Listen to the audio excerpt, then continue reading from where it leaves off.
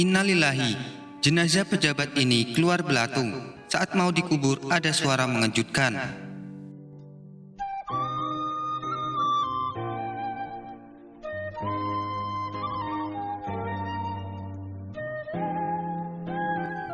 Kisah yang akan Anda saksikan berikut ini adalah sebuah kisah nyata yang terjadi saat proses penguburan jenazah dari seorang pejabat yang berasal dari sebuah kota di Jawa Timur.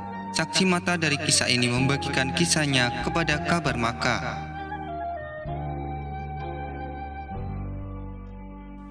Sang saksi mata menegaskan jika dirinya tak bersedia menyebutkan nama dari sang pejabat serta tempat tinggalnya demi menjaga nama baik sang pejabat serta keluarganya yang ditinggalkan.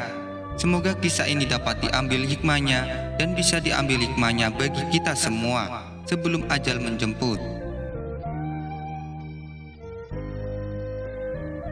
Kisah ini diceritakan langsung oleh seorang modin atau pengurus jenazah kepada pemberi kabar. Dengan gaya bertutur, selengkapnya sang modin menceritakan pengalamannya. Saya terlibat dalam pengurus jenazah lebih dari 16 tahun.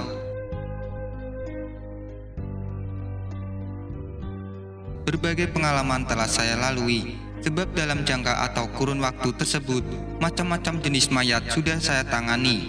Ada yang meninggal dunia akibat kecelakaan, sakit tua, sakit jantung, bunuh diri, dan sebagainya.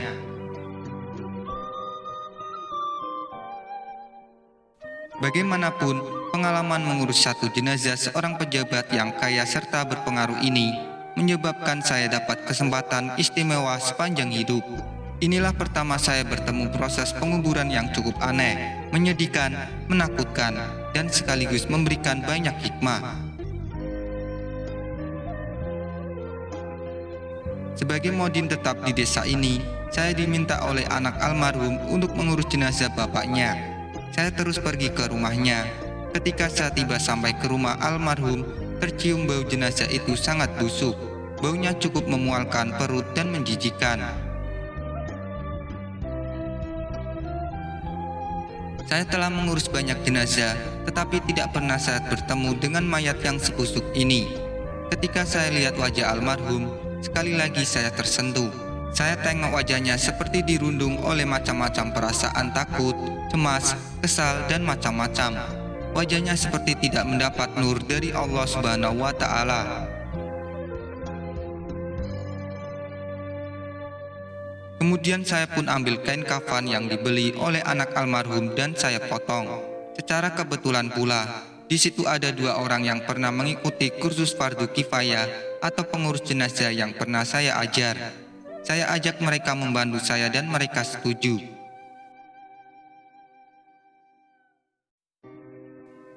Tetapi selama memandikan mayat itu, kejadian pertama pun terjadi. Sekedar untuk pengetahuan pembaca, apabila memandikan jenazah, badan mayat itu perlu dibangunkan sedikit dan perutnya hendaklah diurut-urut untuk mengeluarkan kotoran yang tersisa.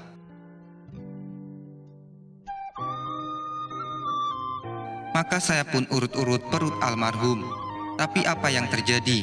Pada hari itu sangat mengejutkan. Allah Subhanahu wa Ta'ala berkehendak dan menunjukkan kekuasaannya. Karena pada hari tersebut kotoran tidak keluar dari dubur, akan tetapi melalui mulutnya.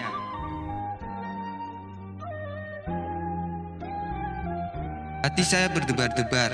Apa yang sedang terjadi di depan saya ini?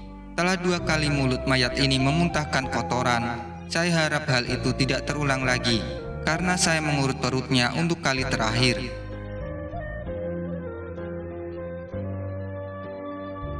Tiba-tiba ketentuan Allah Subhanahu wa Ta'ala berlaku. Ketika saya urut perutnya, keluarlah dari mulut mayat itu kotoran bersama beberapa ekor ulat yang masih hidup. Ulat itu adalah seperti ulat kotoran atau belatung.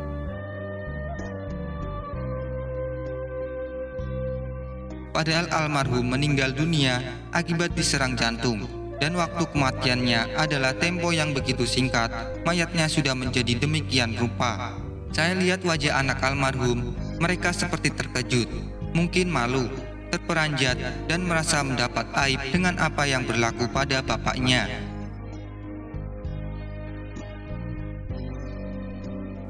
Kemudian saya tengok dua orang pembantu tadi. Mereka juga terkejut dan panik. Saya katakan kepada mereka, inilah ujian Allah terhadap kita. Kemudian saya minta salah satu seorang daripada pembantu tadi pergi memanggil semua anak almarhum. Almarhum pada dasarnya seorang yang beruntung karena mempunyai 7 orang anak, kesemuanya laki-laki. Seorang berada di luar negeri dan 6 lagi berada di rumah. Ketika semua anak almarhum masuk, saya nasihati mereka.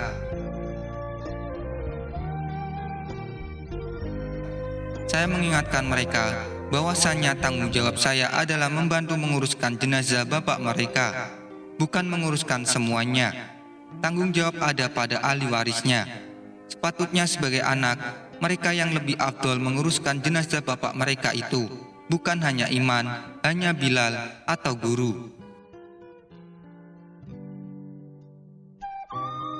Saya kemudian meminta izin serta bantuan mereka untuk menunggingkan mayat itu. Takdir Allah, ketika ditunggingkan, mayat tersebut tiba-tiba keluarlah ulat-ulat yang masih hidup, hampir sebaskom banyaknya. Baskom itu kira-kira besar sedikit dari penutup saji meja makan. Subhanallah, suasana menjadi makin panik.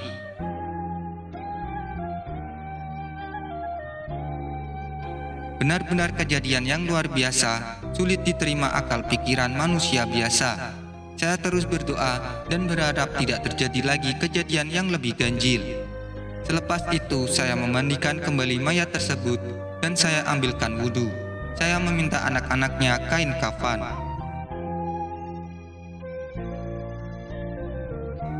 Saya bawa mayat ke dalam kamarnya dan tidak diizinkan seorang pun melihat upacara itu, terkecuali waris yang terdekat, sebab saya takut kejadian yang lebih aib akan terjadi. Peristiwa apa pula yang terjadi setelah jenazah diangkat ke kamar dan hendak dikafani, takdir Allah juga yang menentukan. Ketika mayat ini diletakkan di atas kain kafan, saya dapati kain kafan itu hanya cukup menutupi ujung kepala dan kaki, tidak ada lebih. Maka saya tak dapat mengikat kepala dan kaki. Tidak keterlaluan kalau saya katakan ia seperti kain kafan itu tidak mau menerima mayat tadi. Tidak apalah, mungkin saya yang hilaf dikala memotongnya. Lalu saya ambil pula kain, saya potong dan tampung di tempat-tempat yang kurang.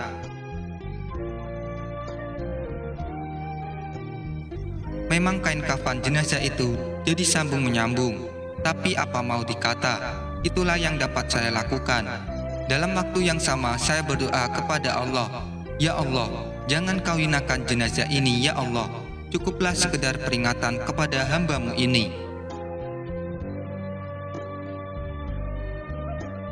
Selepas itu saya beri taklimat tentang sholat jenazah tadi.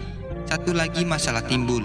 Jenazah tidak dapat dihantar ke tanah perkuburan karena tidak ada mobil jenazah atau mobil ambulan. Saya hubungi kelurahan, pusat Islam, masjid, dan sebagainya, tapi susah. Semua sedang terpakai. Beberapa tempat tersebut juga tidak punya kereta jenazah lebih dari satu, karena kereta yang ada sedang digunakan pula. Suatu hal yang saya pikir bukan sekedar kebetulan. Dalam keadaan itu, seorang hamba Allah muncul menawarkan bantuan. Lelaki itu meminta saya menunggu sebentar untuk mengeluarkan van atau sejenis mobil pick-up dari garasi rumahnya. Kemudian muncullah sebuah van. Tapi ketika dia sedang mencari tempat untuk meletakkan vannya itu di rumah almarhum, tiba-tiba istrinya keluar. Dengan suara yang tegas, dia berkata di khalayak ramai, "Mas, saya tidak perbolehkan mobil kita ini digunakan untuk angkat jenazah itu. Sebab semasa hayatnya, dia tidak pernah mengizinkan kita naik mobilnya." Renungkanlah kalau tidak ada apa-apanya. Tidak mungkin seorang wanita yang lembut hatinya akan berkata demikian. Jadi saya suruh tuan yang punya van itu membawa kembali vannya. Selepas itu muncul pula seorang lelaki menawarkan bantuannya. Lelaki itu mengaku dia anak murid saya. Dia meminta izin saya dalam 10-15 menit membersihkan mobilnya itu. Dalam jangka waktu yang ditetapkan itu, muncul mobil tersebut, tapi dalam keadaan basah kuyup. Mobil yang dimasukkan itu sebenarnya lori, dan lori itu digunakan oleh lelaki tadi untuk menjual ayam ke pasar. Dalam perjalanan menuju kawasan perkuburan, saya berpesan kepada dua pembantu tadi supaya masyarakat tidak usah membantu kami menguburkan jenazah. Cukup tinggal di camping saja akan lebih baik. Saya tidak mau mereka melihat lagi peristiwa ganjil. Rupanya apa yang saya takutkan itu berlaku sekali lagi. Takdir Allah yang terakhir amat memilukan. Sesampainya jenazah tiba di tanah pekuburan, saya perintahkan 3 orang anaknya turun ke dalam liang dan 3 lagi menurunkan jenazah. Allah Subhanahu wa Ta'ala berkehendak semua atas makhluk ciptaannya berlaku. Saat jenazah itu menyentuh ke tanah, tiba-tiba air hitam yang busuk baunya keluar dari celah tanah yang pada asal mulanya kering. Hari itu tidak ada hujan, tapi dari mana datang air itu? Sukar untuk saya menjawabnya. Lalu saya arahkan anak almarhum supaya jenazah bapak mereka dikemas dalam peti dengan hati-hati. Saya takut nanti ia terlentang atau terlungkup, naudzubillah. Kalau mayat terlungkup, tak ada harapan untuk mendapat syafaat Nabi. Papan keranda diturunkan dan kami segera timbun kubur tersebut. Selepas itu kami injak-injak tanah supaya mampat, dan bila hujan ia tidak mendap atau ambrol. Tapi sungguh mengherankan, saya perhatikan tanah yang diinjak itu menjadi becek. Saya tahu jenazah yang ada di dalam telah tenggelam oleh air hitam yang busuk itu. Melihat keadaan tersebut, saya arahkan anak-anak almarhum supaya berhenti menginjak tanah itu. Saya tinggalkan lubang kubur 1/4 meter. Artinya kubur itu tidak ditimbun hingga ke permukaan lubangnya, tapi ia seperti kubur berlubang. Tidak cukup dengan itu, apabila saya hendak bacakan talqin, saya lihat tanah yang diinjak itu ada kesan serapan air. Subhanallah, dalam sejarah belum pernah ada peristiwa seperti itu terjadi. Melihat keadaan itu, saya ambil keputusan untuk selesaikan penguburan secepat mungkin. Sejak lama terlibat dalam penguburan jenazah, inilah mayat yang saya tidak talqinkan. Saya bacakan tahlil dan doa yang paling ringkas. Setelah saya pulang ke rumah almarhum, saya lalu mengumpulkan keluarganya. Saya bertanya kepada istri almarhum, apakah yang telah dilakukan oleh almarhum semasa hayatnya? Apakah dia pernah menzolimi orang alim, mendapat harta secara merampas, menipu, dan mengambil yang bukan haknya, memakan harta masjid dan anak yatim, menyalahkan gunakan jabatan untuk kepentingan sendiri, tidak pernah mengeluarkan zakat, sedekah, atau infak.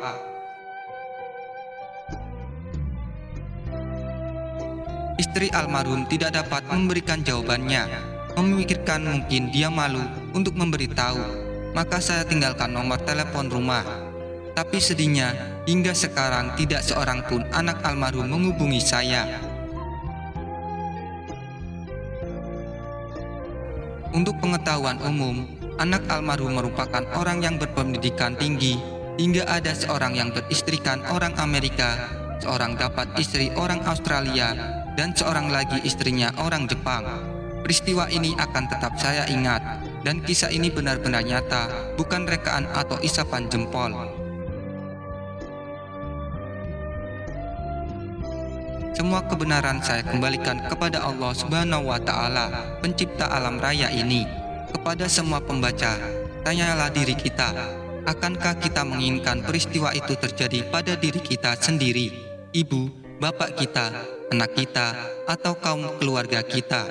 Semoga akhir hidup kita semua husnul khotimah. Amin. Wallahu alam bisawab.